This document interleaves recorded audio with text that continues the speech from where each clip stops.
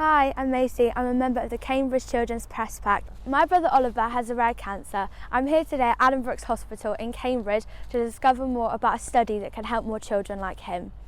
So my name's Patrick and I'm a scientist here at Addenbrooke Hospital in Cambridge. Recently in England there's been a big project called the 100,000 Genomes Project, and what that project's aimed to do is to look at the genomes of 100,000 individuals, including patients with cancer.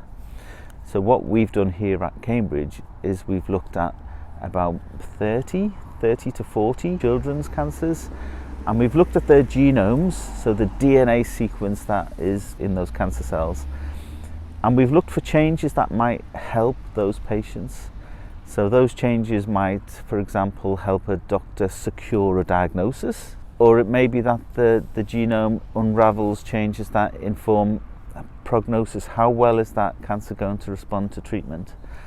So what we did in our study is, rather than look at one gene, we looked at all of the cancer genes, all of the genes within the patient's tumour sample, and by doing that we get all the answers. So we'll give our doctors, our clinicians, the maximum opportunity to find something that helps to treat their patients. Because they target precisely those cells that have got those changes, they have far fewer side effects. My brother has cancer. Oliver's life has been transformed by the trial he's on. How will your study help other children with cancer? So that's really good to hear. I'm so glad that Oliver's his treatment has been effective. And what we want to do is to extend that good feeling, that good outcome, and to other patients who've got children who are poorly with cancer. And we can do that by looking at the genomes within their cells. So in Oliver's case, there was a specific gene that had a specific change that responds very well to a targeted therapy. And what we're looking for is similar changes in different children. Now, maybe that the drugs don't currently exist, they're not on the market currently, but pharmaceutical companies such as AstraZeneca, which is on site here at Addenbrooke, they're constantly looking for new drugs and new opportunities to treat patients. So the more that we explore genomes and understand the changes that cause cancer cells to grow, the changes within genes that underpin those defective cells, the more opportunities there will be in the future to have new drugs that can help other patients in the same way that it's helped Oliver in your case. In the future, do you think there'll be a cure for cancer? So that's a really good question, and it's kind of a hard question to answer, because cancer is not one thing, it's not one disease, it's lots and lots and lots of different diseases. And it can be very varied. Even the same cancer type can be very different in different individuals. So cancers are really quite unique to their individuals.